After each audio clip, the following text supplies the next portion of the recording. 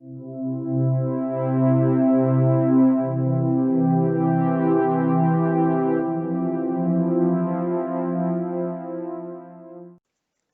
everyone. So in this video, we are going to understand how we can recover a volume where we have data and it's currently missing from the Windows Explorer.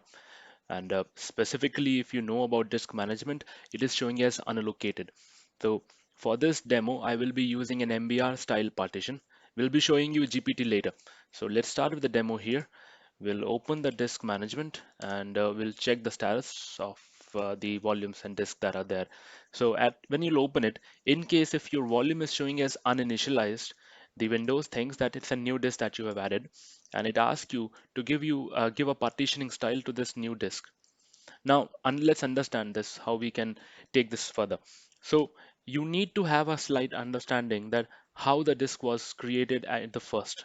For example, if you have partitioned it with MBR or if you have partitioned it with GPT, we can what even in case if we are confused and we have selected MBR instead of GPT, but it's possible to bring it online in that scenario as well.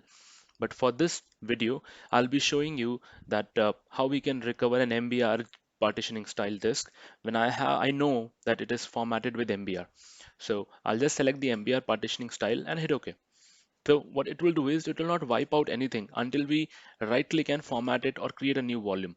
Since we have not created a new volume yet, you can see the basic, started showing it as a basic disk. Now what we'll do is we'll understand what actually happened on the disk level. So this is the HXD tool that I will be using. You can use any other hex editor as well. It's not a problem. I'll go ahead and open my disk here. Let me just double check. This is the 2 terabyte volume that I have with me. I'll uncheck this option because I want to make changes. Now, if you'll open it on the first go, you will see that everything seems to be intact with the MBR. Now, I'll open one of my articles as well, where I have tried to explain the MBR partition in more detailed way. You can get the link of this article in the description below. So if you will see here, the grayed area, there are four portions in which the MBR is divided. One is a master boot code, which is required for an operating system while it's booting up. Rest it's useless. Uh, there is a disk signature, which is there. There is a partition table, which is showing as gray, and the red one is the end of sector marker. So let's see what we can see here right now. So once we have initialized the partition as MBR, I can see an end of sector marker is there. I can see the whole boot code is there. However, I'm still not able to see the partition table. If you'll see here, there is a whole partition table which is currently missing and there is no information inside it. So what we'll have to do is we'll have to manually create this partition table.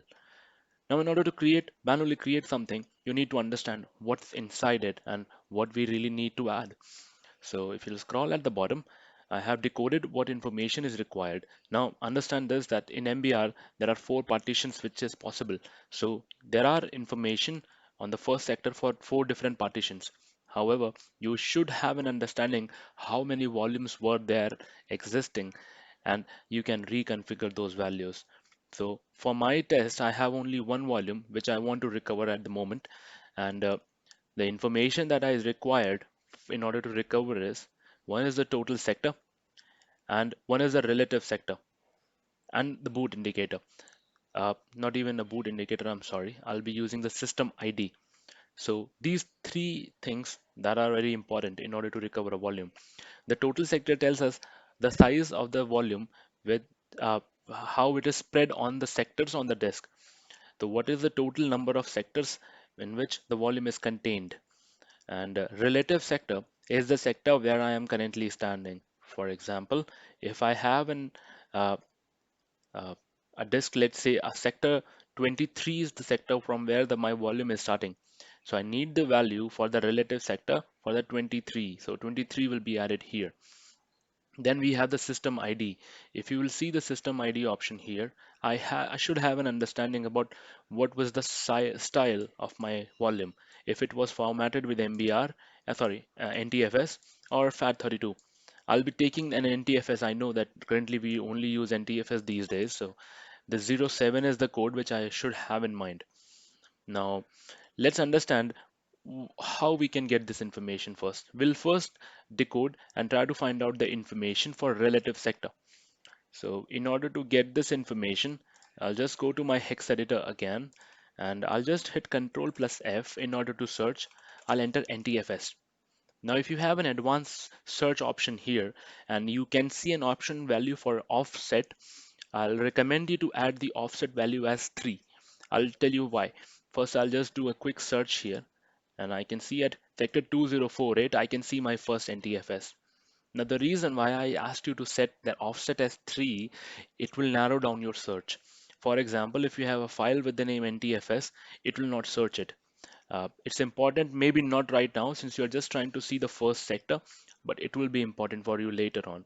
So if you'll see Y offset 3, it's 1, it's 2, and it's 3. So from the post third offset, my NTFS value is starting. So it will ease down the search and reduce the time. So I know now that my relative sector is 2048 and will proceed later on with the other information. So now I have an understanding that my relative sector is equals to 2048. All right, now this is one thing that I got now, and I know my system ID is 07 because I have got that as well. Now what we need is total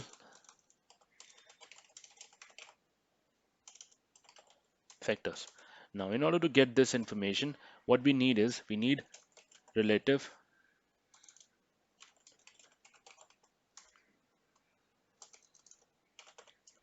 plus uh, I would need the information for the uh, sector which is inside the volume, for example, starting and end sector. So let's just say we will tell this volume sector. I'll just take this reference here and I'll just do 2048 plus something at the moment, which I am not sure. So we'll go back to this article here. I have another article where I have explained the master boot sector. The master boot sector is the first sector from where a volume starts. So when you check the sector information, you can see NTFS loaded here. So that's what the MBS is. That's what we call MBS.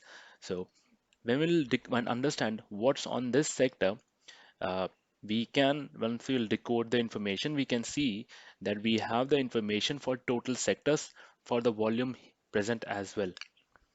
Now, this information is important because from here we will be able to understand what's actually is the total size of the volume.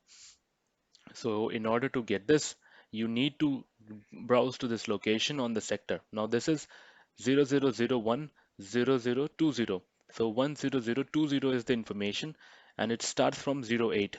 So 10020. I'll just jump here again and it is 10020 and it starts from 8.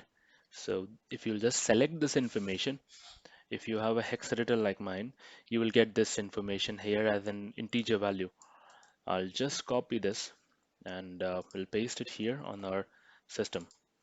So this is the total sector of the volume. Now with this, we will have an understanding what information we need to add on the first sector, MBR. So we'll just open a calculator here. I'll just copy this information. I'll just switch it to standard. Then I'll just add 2048 to it. Now this is the information that I need. This is the total sector information which I need to add on my first sector. Now we have all the three information. We just need to find a way on how to add these information there on the first sector. So I'll go back here. I'll just select 0 as it's my MBR. I just need to find a way now to how we can enter these values here. So let's do this. So let me open it, scientific calculator again, or I'm sorry, program calculator. And in the decimal value, I will add this information so that we can have and now we'll change it to hex. All right, now let's just copy this information and keep it here. Now we need to understand how we need to add this information to the sector level. Now, if you have heard about the Little Indian method, you should know that the last sector will come at first, then this information will come, which is EF. I'll add it here. Then we have FF. So this is the long sector, so it will be in Little Indian format. Now this is the information that we need to add in order to add this information in our MBR. Now FF, EF, FF, FF. So where we need to add it, let's go back to the article. And here we can see the total sector information and the relative sector. So if you'll open Hexadata, first thing we'll do is change the system ID. The system ID of first partition is at 1C0 and 02. So we'll go to 1C0 and 02. So this is my first sector information, system ID. I'll change it to NTFS. That's the first thing that I did. Now the second thing is relative sector. Let's decode the relative sector as well, and so that in decimal we'll say what was the value. We'll just confirm it. It's 2048. So we'll write 2048 and we'll convert it to hex. So it's 800.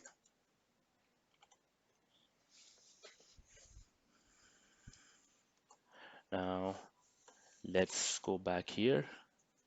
So relative sector is information. We need to add it 1C0 and 06.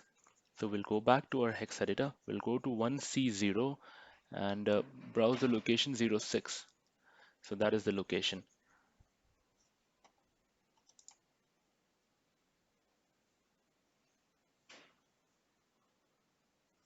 So the information that we have here now is, let's just double check, it's 800.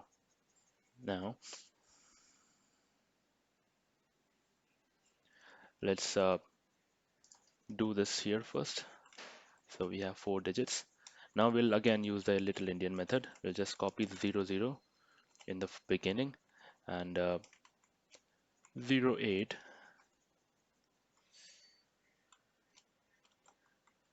in the end.